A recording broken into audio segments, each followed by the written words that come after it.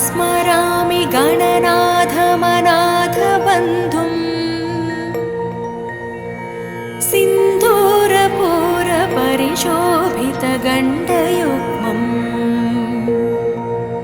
उद्दण्डविघ्नपरिखण्डनचण्डदण्डम् आखण्डलादिसुरनायकवृन्दवन्द्यम्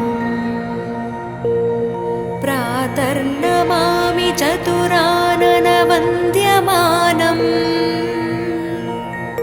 इच्छानुकूलमखिलं च वरं ददानम्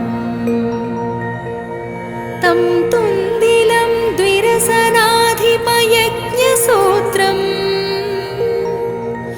पुत्रं विलासचतुरं शिवयो शिवाय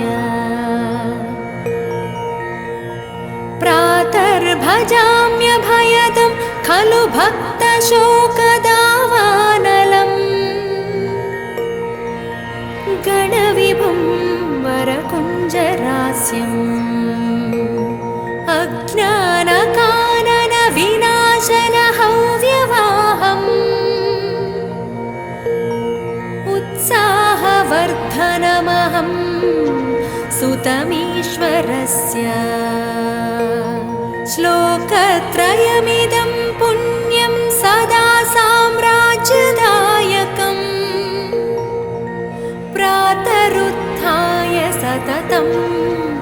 यः पठेत् प्रयतः पुमान् इति श्रीगणेशप्रातस्मरणम्।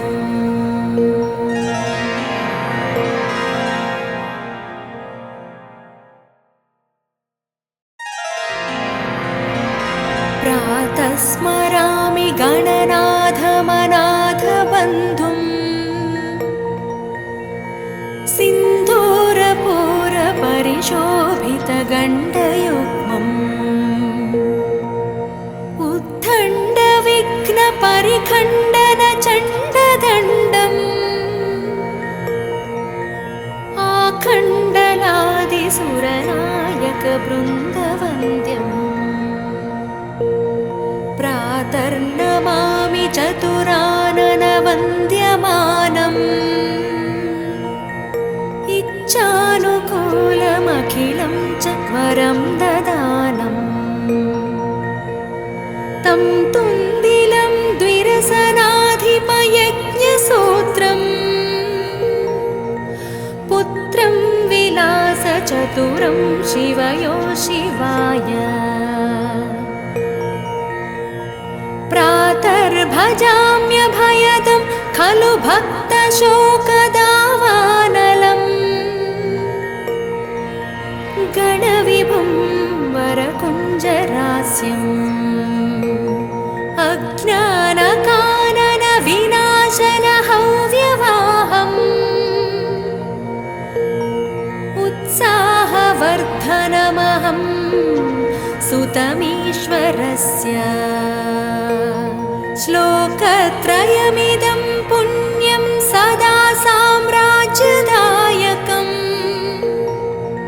प्रातरुत्थाय सततं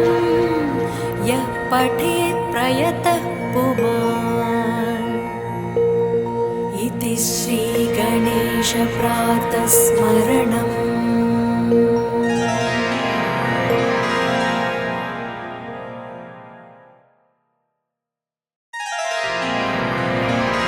प्रातः स्मरामि गणनाथमनाथबन्धुम् सिन्दूरपूरपरिशोभितगण्डयुग्मम् उद्दण्डविघ्नपरिखण्डनचण्डदण्डम् आखण्डलादिसुरनायकवृन्दवन्द्यम् प्रातर्नमामि चतुराननवन्द्यमानम्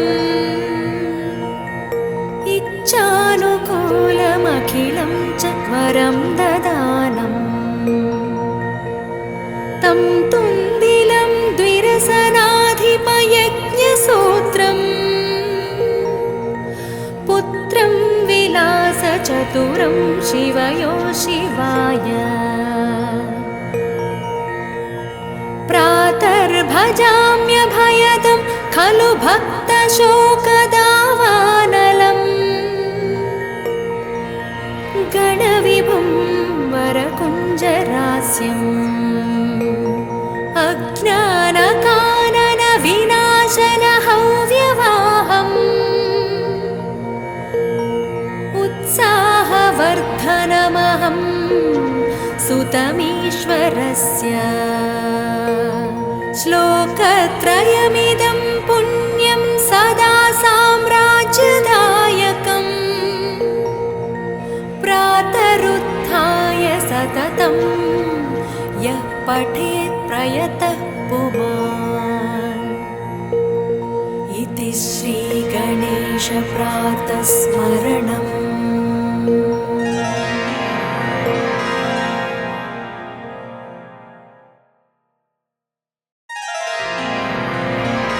प्रातः स्मरामि गणनाथमनाथबन्धुम् सिन्धूरपूरपरिशोभितगण्डयुग्मम् उद्दण्डविघ्नपरिखण्डनचण्डदण्डम्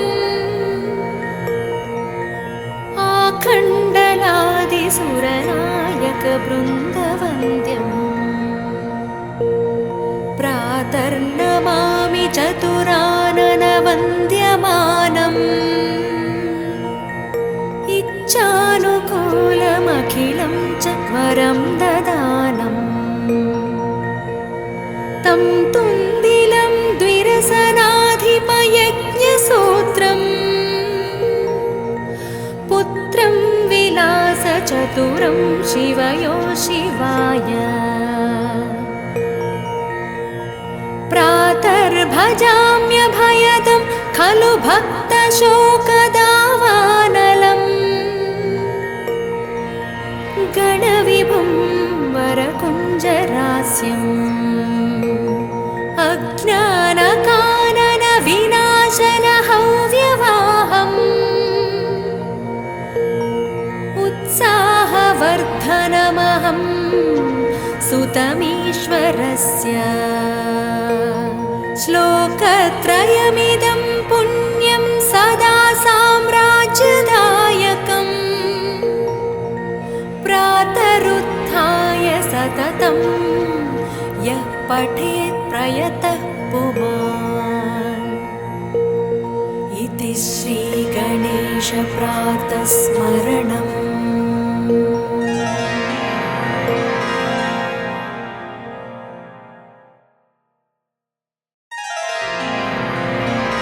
प्रातः स्मरामि गणनाथमनाथबन्धुम् सिन्धूरपूरपरिशोभितगण्डयुग्मम् उद्दण्डविघ्नपरिखण्डनचण्डदण्डम् आखण्डलादिसुरनायकवृन्दवन्द्यम्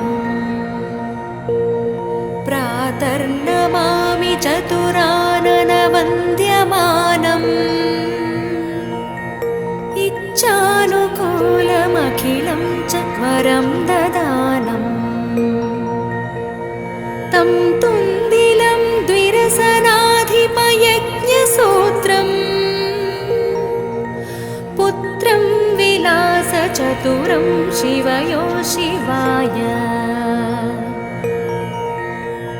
प्रातर्भजाम्यभयदं खलु भक्तशोकदावानलम् गणविभुं वरकुञ्जरास्यम्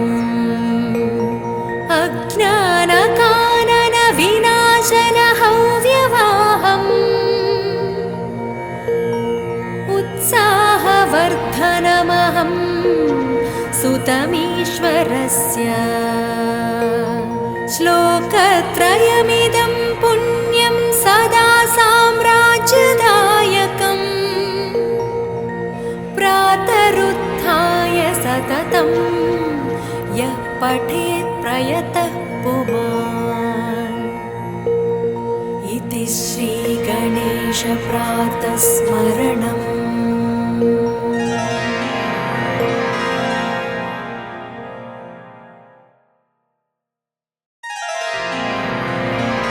प्रातः स्मरामि गणनाथमनाथबन्धुम् सिन्धूरपूरपरिशोभितगण्डयुग्मम् उद्दण्डविघ्नपरिखण्डनचण्डदण्डम् आखण्डलादिसुरनायकवृन्दवन्द्यम् प्रातर्नमामि चतुराननवन्द्यमानम् इच्छानुकूलमखिलं च वरं ददानम् तं तुन्दिलं द्विरसनाधिपयज्ञसूत्रम् पुत्रं विलासचतुरं शिवयो शिवाय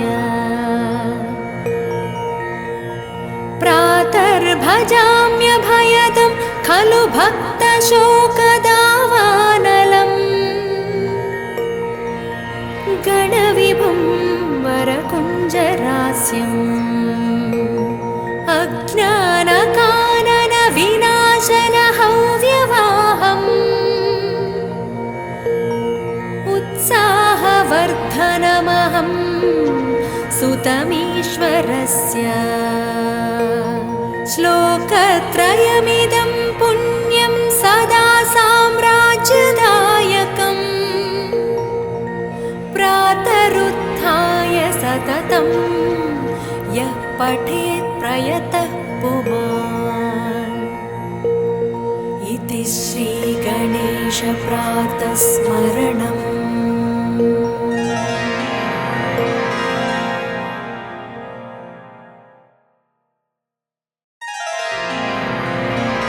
प्रातः स्मरामि गणनाथमनाथबन्धुम् सिन्धूरपूरपरिशोभितगण्डयुग्मम् उद्दण्डविघ्नपरिखण्डनचण्डदण्डम् आखण्डलादिसुरनायकवृन्दवन्द्यम् प्रातर्नमामि चतुराननवन्द्यमानम् इच्छानुकूलमखिलं च वरं ददानम्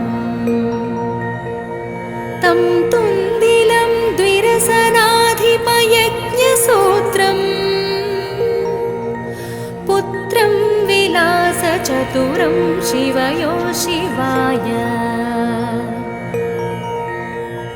प्रातर्भजाम्यभयदं खलु भक्तशोकदावानलम् गणविभुं वरकुञ्जरास्यम् अज्ञानकाननविनाशनहव्यवाहम् उत्साहवर्धनमहं सुतमीश्वरस्य श्लोकत्रयमिदं पुण्यं सदा साम्राज्यदायकम् प्रातरुत्थाय सततं यः पठेत् प्रयतः पुमान्। इति श्रीगणेशप्रातस्मरणम्।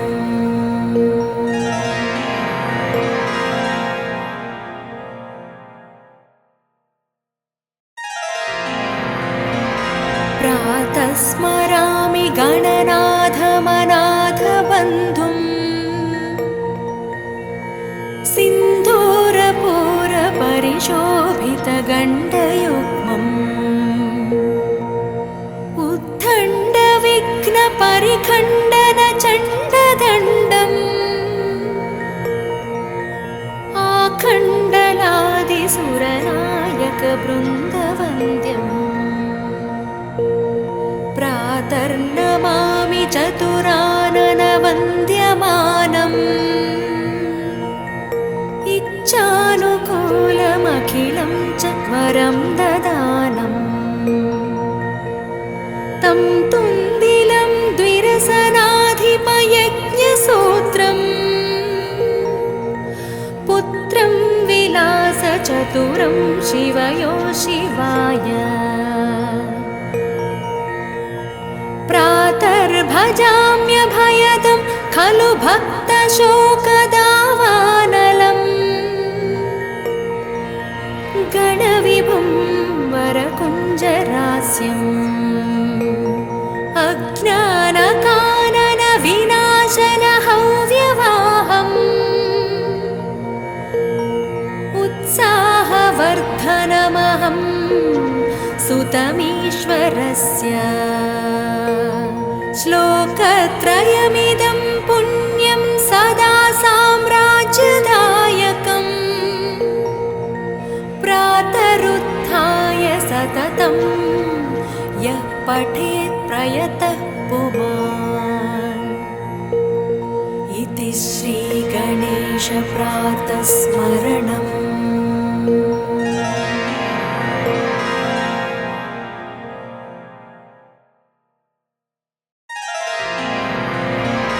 प्रातः स्मरामि गणनाथमनाथबन्धुम् सिन्धूरपूरपरिशोभितगण्डयुग्मम् उद्दण्डविघ्नपरिखण्डनचण्डदण्डम् आखण्डलादिसुरनायकवृन्दवन्द्यम्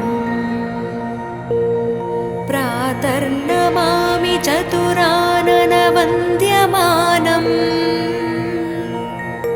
इच्छानुकूलमखिलं च वरं ददानम् तं तुन्दिलं द्विरसनाधिपयज्ञसूत्रम् पुत्रं विलासचतुरं शिवयो शिवाय प्रातर्भजाम्यभयदं खलु भक्तशोकदावानलम् गणविभुं वरकुञ्जरास्यम् अज्ञानकाननविनाशनहव्यवाहम् उत्साहवर्धनमहं सुतमीश्वरस्य श्लोकत्रयमिदं पुण्यं सदा साम्राज्यदायकम् प्रातरुत्थाय सततं यः पठेत् प्रयतः पुमान् इति श्रीगणेशप्रातस्मरणम्।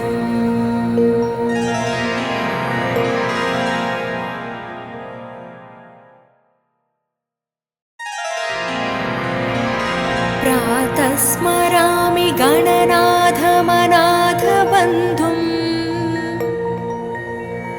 सिन्धूरपूरपरिशोभितगण्डयुग्मम् उद्दण्डविघ्नपरिखण्डनचण्डदण्डम् आखण्डलादिसुरनायकवृन्दवन्द्यम् प्रातर्नमामि चतुराननवन्द्यमानम् इच्छानुकूलमखिलं च वरं ददानम् तं तुन्दिलं द्विरसनाधिपयज्ञसूत्रम् पुत्रं विलासचतुरं शिवयो शिवाय प्रातर्भजाम्यभयदं खलु भक्तशोकदावानलम् गणविभुं वरकुञ्जरास्यम् अज्ञानकाननविनाशनहव्यवाहम्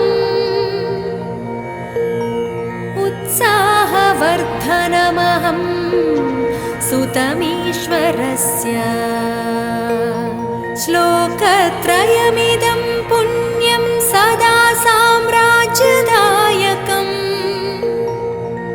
प्रातरुत्थाय सततं यः पठेत् प्रयतः पुमान् इति श्रीगणेशप्रातस्मरणम्।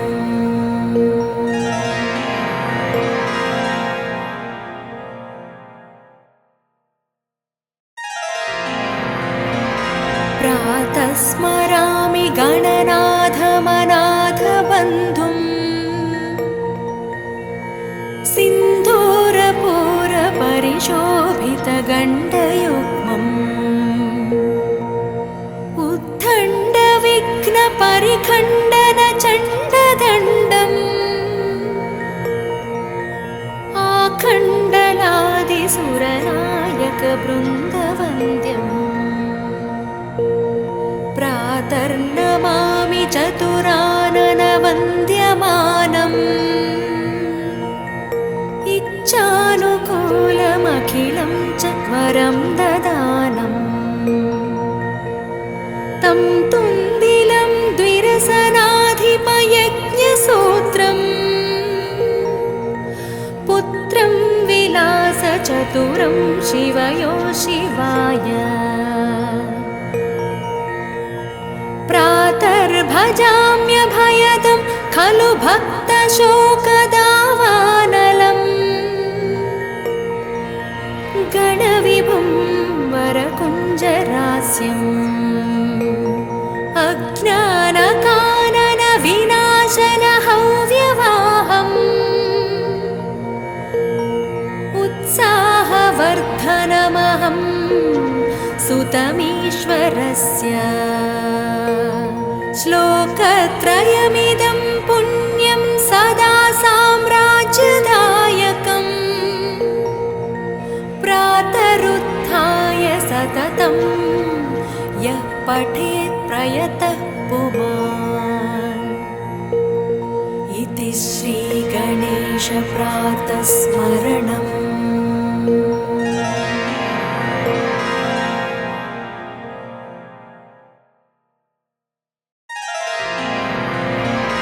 प्रातः स्मरामि गणनाथमनाथबन्धुम्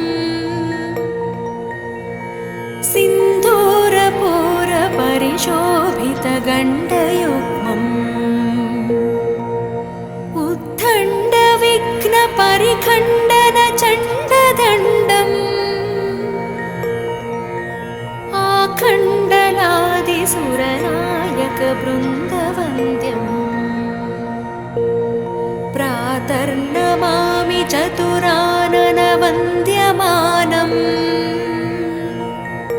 इच्छानुकूलमखिलं च वरं ददानम् तं तुन्दिलं द्विरसनाधिपयज्ञसूत्रम् पुत्रं विलासचतुरं शिवयो शिवाय प्रातर्भजाम्यभयदं खलु भक्तशोकदावानलम् गणविभुं वरकुञ्जरास्यम् अज्ञानकाननविनाशनहव्यवाहम् उत्साहवर्धनमहं सुतमीश्वरस्य श्लोकत्रयमिदं पुण्यं सदा साम्राज्यदायकम् प्रातरुत्थाय सततं यः पठेत् प्रयतः पुमान् इति श्रीगणेशप्रातस्मरणम्।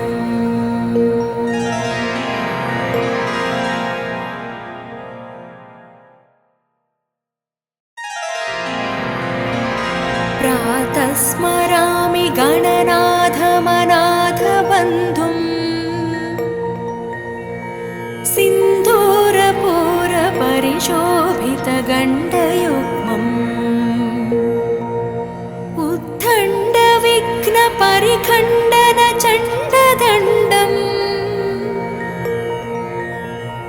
आखण्डलादिसुरनायकवृन्दवन्द्यम्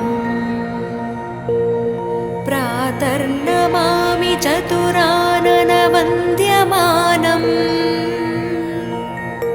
इच्छानुकूलमखिलं च वरं ददानम् तं तुन्दिलं द्विरसनाधिपयज्ञसूत्रम् पुत्रं विलासचतुरं शिवयो शिवाय प्रातर्भजाम्यभयदं खलु भक्तशोकदावानलम् गणविभुं वरकुञ्जरास्यम्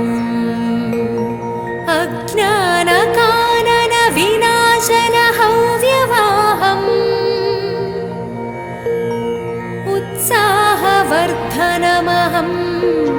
सुतमीश्वरस्य श्लोकत्रयमिदं पुण्यं सदा साम्राज्यदायकम् प्रातरुत्थाय सततं यः पठेत् प्रयतः पुमान् इति श्रीगणेशप्रातस्मरणम्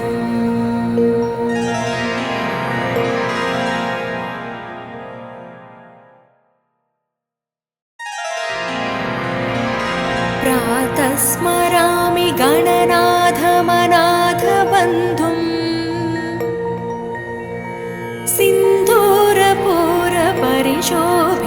सिन्धूरपूरपरिशोभितगण्डयुग्मम् उद्दण्डविघ्नपरिखण्डनचण्डदण्डम्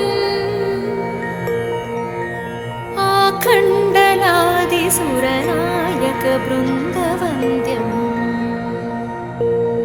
प्रातर्नमामि चतुराननवन्द्यमानम्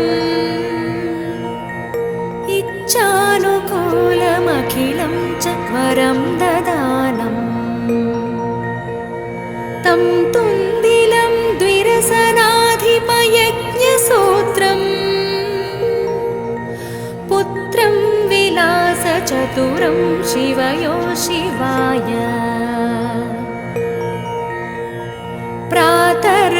प्रातर्भजाम्यभयदं खलु भक्तशोकदावानलम् गणविभुं वरकुञ्जरास्यम्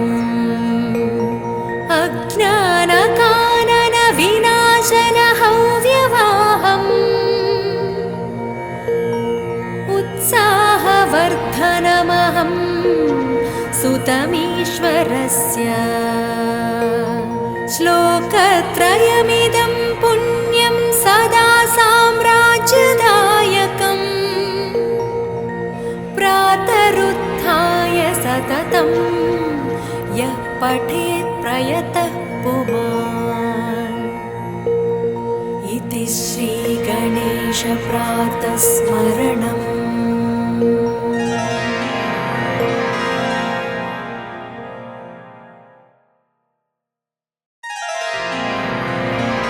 प्रातः स्मरामि गणनाथमनाथबन्धुम्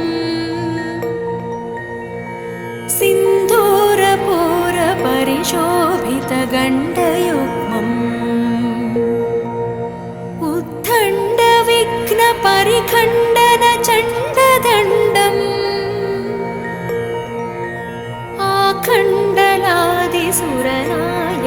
आखण्डलादिसुरनायकवृन्दवन्द्यम् प्रातर्नमामि चतुराननवन्द्यमानम्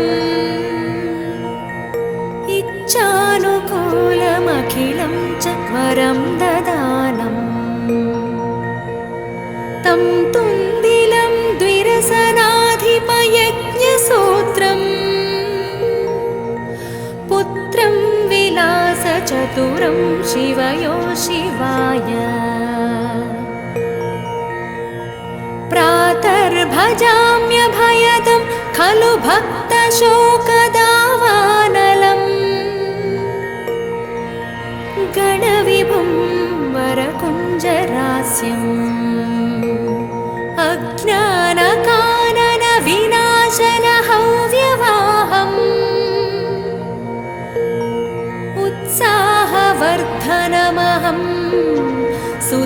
सुतमीश्वरस्य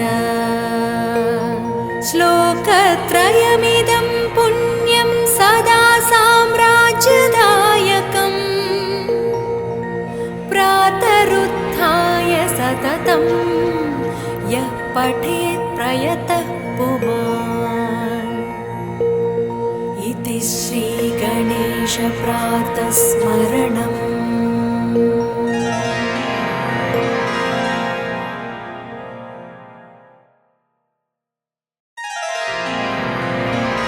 प्रातः स्मरामि गणनाथमनाथबन्धुम्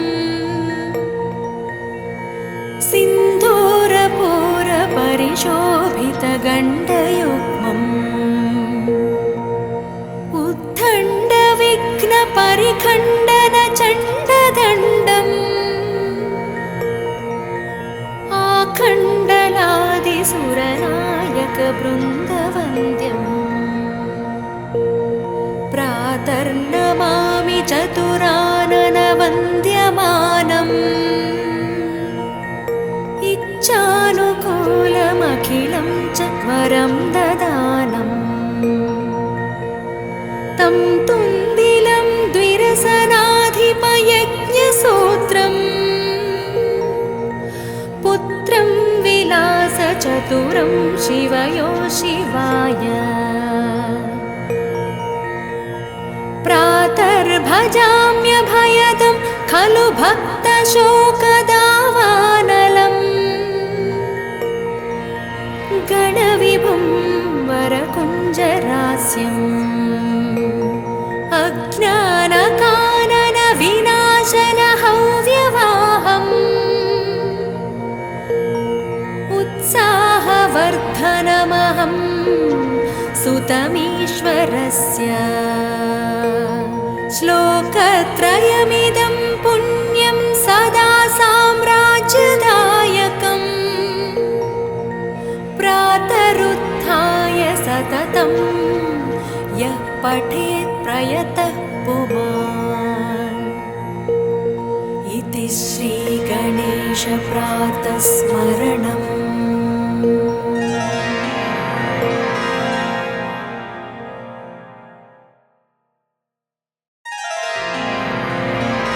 प्रातः स्मरामि गणनाथमनाथबन्धुम्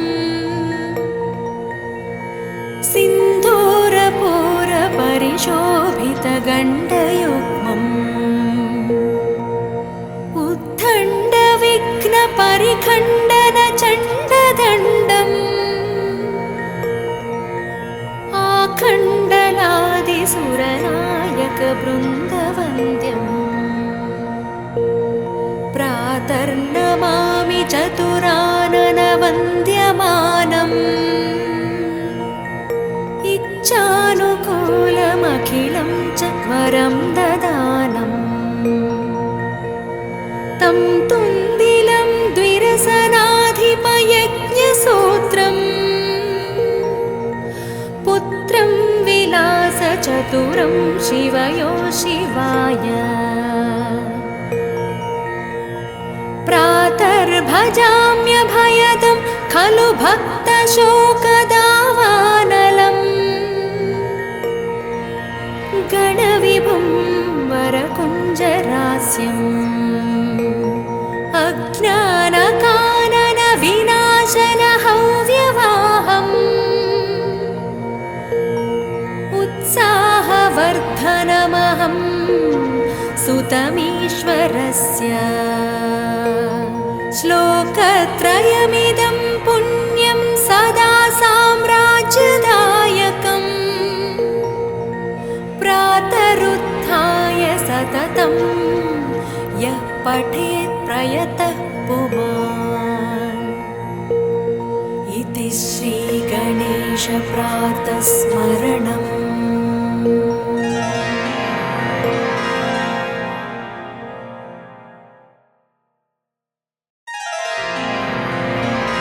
प्रातः स्मरामि गणनाथमनाथबन्धुम् सिन्धूरपूरपरिशोभितगण्डयुग्मम् परिखण्डनचण्डदण्डम्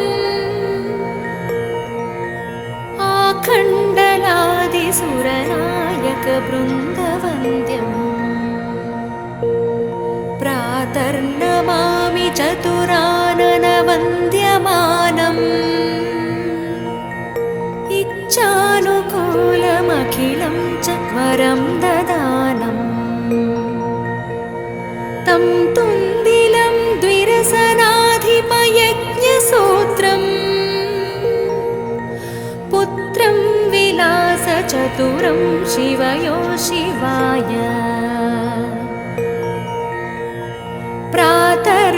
प्रातर्भजाम्यभयदं खलु भक्तशोकदावानलम् गणविभुं वरकुञ्जरास्यम्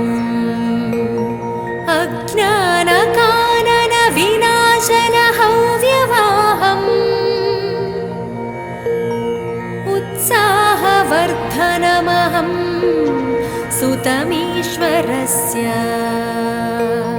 श्लोकत्रयमिदं पुण्यं सदा साम्राज्यदायकम्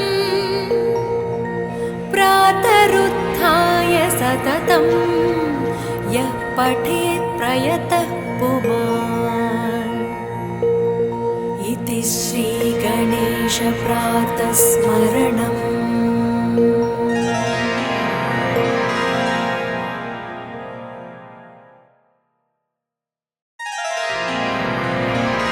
प्रातः स्मरामि गणनाथमनाथबन्धुम्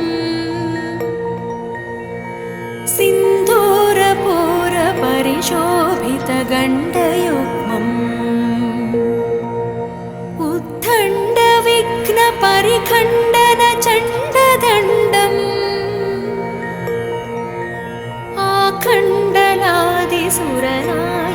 आखण्डलादिसुरनायकवृन्दवन्द्यम् प्रातर्नमामि चतुराननवन्द्यमानम्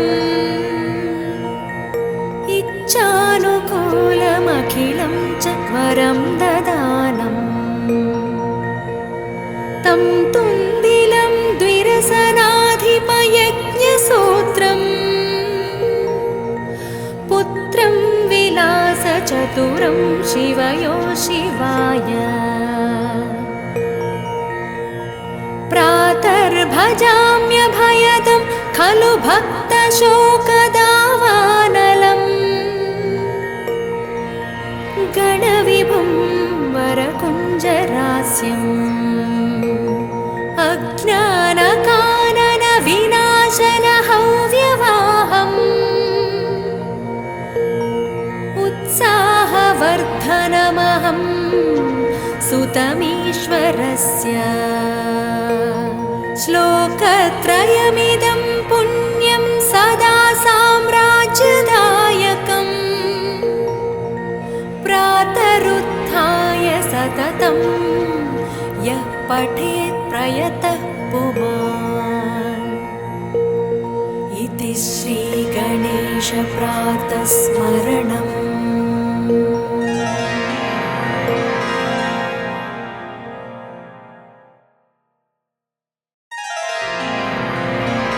प्रातः स्मरामि गणनाथमनाथबन्धुम्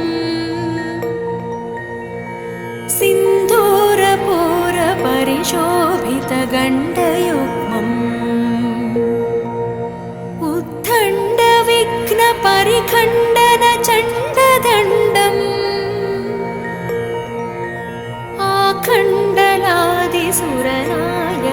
आखण्डलादिसुरनायकवृन्दवन्द्यम् प्रातर्नमामि चतुराननवन्द्यमानम् इच्छानुकूलमखिलं च वरं ददानम् तं तुन्दिलं द्विरसनाधिपयज्ञसूत्रम् पुत्रं विलासचतुरं शिवयो शिवाय प्रातर्भजाम्यभयदं खलु भक्तशोकदावानलम्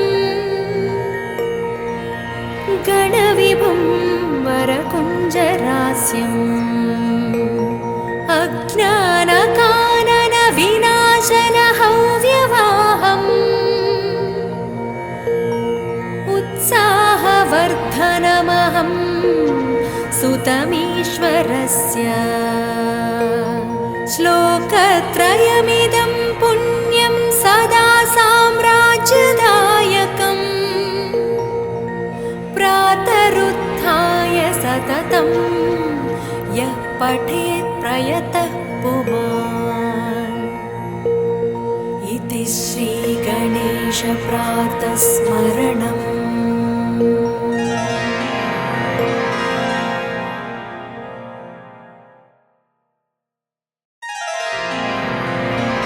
प्रातः स्मरामि गणनाथमनाथबन्धुम् सिन्धूरपूरपरिशोभितगण्डयुग्मम् उद्दण्डविघ्नपरिखण्डनचण्डदण्डम् आखण्डलादिसुरनायकवृन्दवन्द्यम् प्रातर्नमामि चतुराननवन्द्यमानम् इच्छानुकूलमखिलं च वरं ददानम् तं तुन्दिलं द्विरसनाधिपयज्ञसूत्रम् पुत्रं विलासचतुरं शिवयो शिवाय प्रातर्भजाम्यभयदं खलु भक्तशोकदावानलम् गणविभुं वरकुञ्जरास्यम् अज्ञानकाननविनाशनहव्यवाहम् उत्साहवर्धनमहं सुतमीश्वरस्य श्लोकत्रयमिदं पुण्यं सदा साम्राज्यदायकम् प्रातरुत्थाय सततं यः पठेत् प्रयतः पुमान् इति श्रीगणेशप्रातस्मरणम्।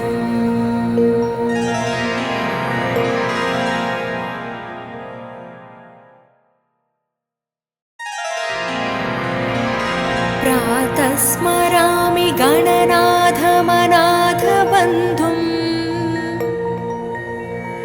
सिन्धूरपूरपरिशोभितगण्डयुग्मम् उद्दण्डविघ्नपरिखण्डनचण्डदण्डम् आखण्डलादिसुरनायकवृन्दवन्द्यम् प्रातर्नमामि चतुराननवन्द्यमानम् इच्छानुकूलमखिलं च वरं ददानम् तं तुन्दिलं द्विरसनाधिपयज्ञसूत्रम् पुत्रं विलासचतुरं शिवयो शिवाय प्रातर्भजाम्यभयदं खलु भक्तशोकदावानलम् गणविभुं वरकुञ्जरास्यम् अज्ञानकाननविनाशनहव्यवाहम् उत्साहवर्धनमहं सुतमीश्वरस्य श्लोकत्रयमिदं पुण्यं सदा साम्राज्यदायकम् प्रातरुत्थाय सततं यः पठेत् प्रयतः पुमान् इति श्रीगणेशप्रातस्मरणम्।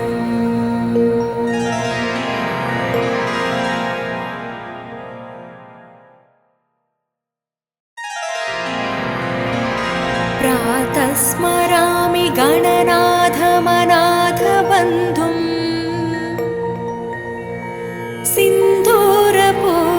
परिशोभितगण्डयुग्मम्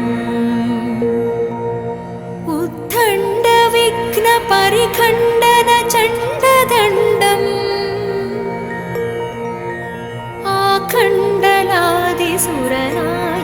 आखण्डलादिसुरनायकवृन्दवन्द्यम् प्रातर्नमामि चतुराननवन्द्यमानम् इच्छानुकूलमखिलं च वरं ददानम् तं तुन्दिलं द्विरसनाधिपयज्ञसूत्रम् पुत्रं विलासचतुरं शिवयो शिवाय प्रातर्भजाम्यभयदं खलु भक्तशोकदावानलम् गणविभुं वरकुञ्जरास्यम्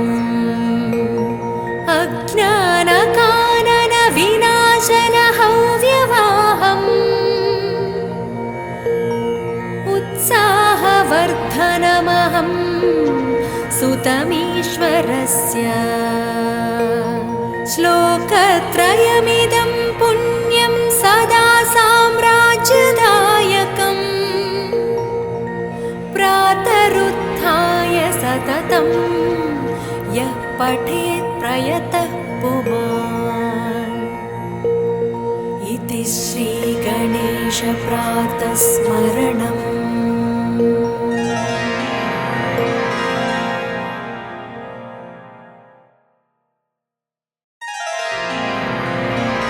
प्रातः स्मरामि गणनाथमनाथबन्धुम्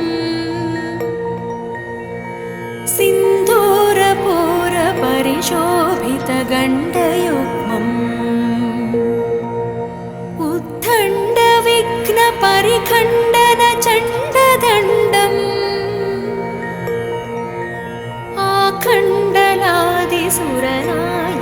आखण्डलादिसुरनायकवृन्दवन्द्यम् प्रातर्नमामि चतुराननवन्द्यमानम् इच्छानुकूलमखिलं च वरं ददानम् तं तुन्दिलं द्विरसनाधिपयज्ञसूत्रम्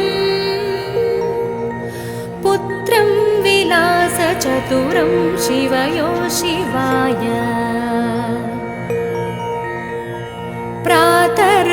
प्रातर्भजाम्यभयदं खलु भक्तशोकदावानलम् गणविभुं वरकुञ्जरास्यम्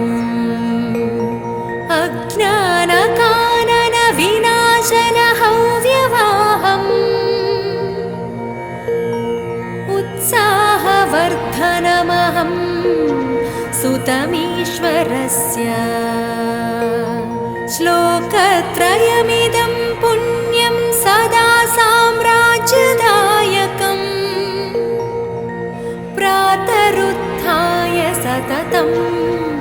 यः पठेत् प्रयतः पुमान् इति श्रीगणेशप्रातस्मरणम्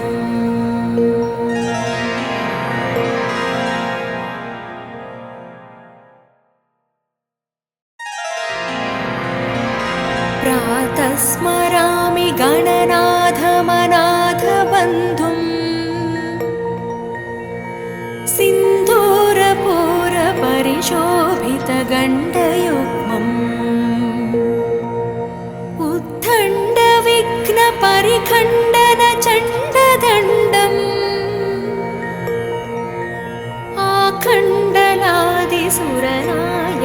आखण्डलादिसुरनायकवृन्दवन्द्यम् प्रातर्नमामि चतुराननवन्द्यमानम् इच्छानुकूलमखिलं च वरं ददानम् तं तुन्दिलं द्विरसनाधिपयज्ञसूत्रम्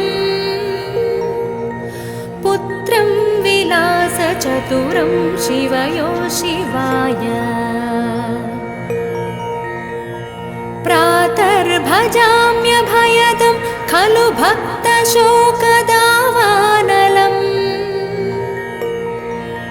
गणविभुं वरकुञ्जरास्यम् अज्ञानकाननविनाशनहव्यवाहम् उत्साहवर्धनमहं सुतमीश्वरस्य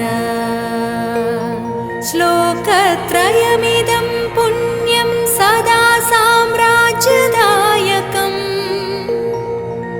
प्रातरुत्थाय सततं यः पठेत् प्रयतः पुमान् इति श्रीगणेशप्रातस्मरणम्।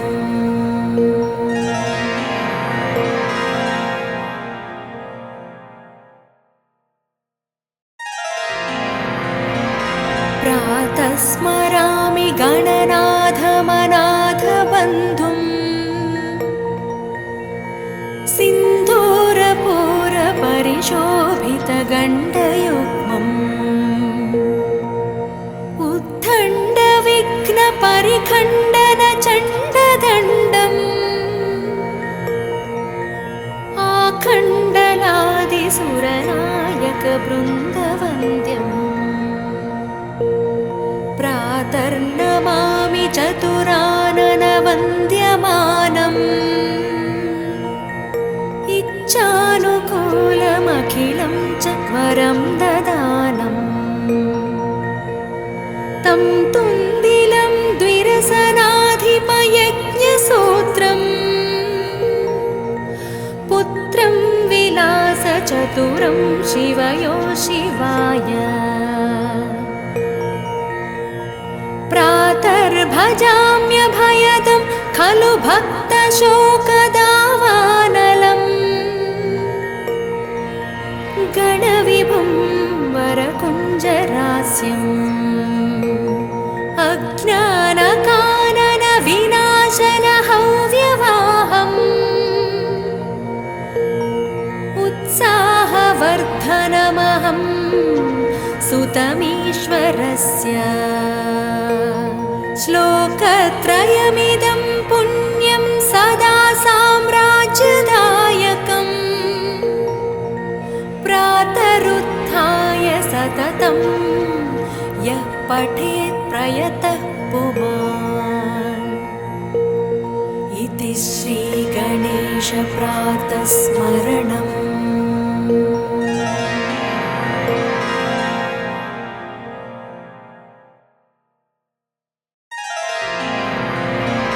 प्रातः स्मरामि गणनाथमनाथबन्धुम् सिन्दूरपूरपरिशोभितगण्डयुग्मम् उद्दण्डविघ्नपरिखण्डनचण्डदण्डम् आखण्डलादिसुरनायकवृन्दवन्द्यम् प्रातर्नमामि चतुराननवन्द्यमानम् इच्छानुकूलमखिलं च वरं ददानम् तं तुन्दिलं द्विरसनाधिपयज्ञसूत्रम् पुत्रं विलासचतुरं शिवयो शिवाय प्रातर्भजाम्यभयदं खलु भक्तशोकदावानलम् गणविभुं वरकुञ्जरास्यम् अज्ञानकाननविनाशनहव्यवाहम् उत्साहवर्धनमहं सुतमीश्वरस्य श्लोकत्रयमिदं पुण्यं सदा साम्राज्यदायकम् प्रातरुत्थाय सततं यः पठेत् प्रयतः पुमान् इति श्रीगणेश श्रीगणेशप्रातस्मरणम्।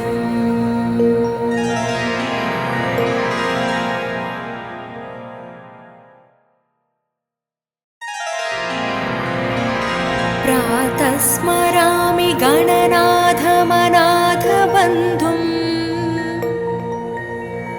सिन्दूरपूरपरिशोभितगण्डयुग्मम् उद्दण्डविघ्नपरिखण्डनचण्डदण्डम् आखण्डलादिसुरनायकवृन्दवन्द्यम् प्रातर्नमामि चतुराननवन्द्यमानम् इच्छानुकूलमखिलं च वरं ददानम् तं तुन्दिलं द्विरसनाधिपयज्ञसूत्रम् पुत्रं विलासचतुरं शिवयो शिवाय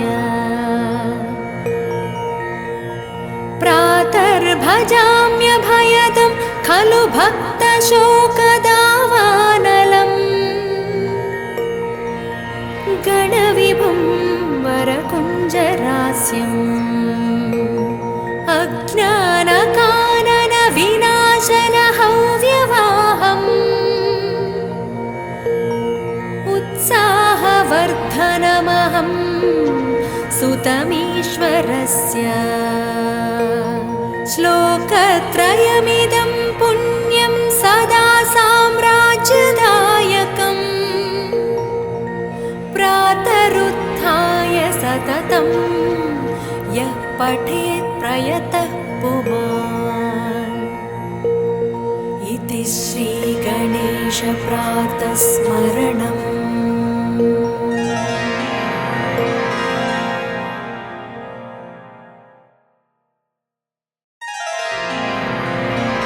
प्रातः स्मरामि गणनाथमनाथबन्धुम् सिन्दूरपूरपरिशोभितगण्डयुग्मम् उद्दण्डविघ्नपरिखण्डनचण्डदण्डम् आखण्डलादिसुरनायकवृन्दवन्द्यम् प्रातर्नमामि चतुराननवन्द्यमानम् इच्छानुकूलमखिलं च वरं ददानम् तं तुन्दिलं द्विरसनाधिपयज्ञसूत्रम् पुत्रं विलासचतुरं शिवयो शिवाय प्रातर्भजाम्यभयदं खलु भक्तशोकदावानलम् गणविभुं वरकुञ्जरास्यम् अज्ञानकाननविनाशनहव्यवाहम् उत्साहवर्धनमहं सुतमीश्वरस्य श्लोकत्रयमिदं पुण्यं सदा साम्राज्यदायकम् प्रातरुत्थाय सततं यः पठेत् प्रयतः पुमान्। इति श्रीगणेशप्रातस्मरणम्।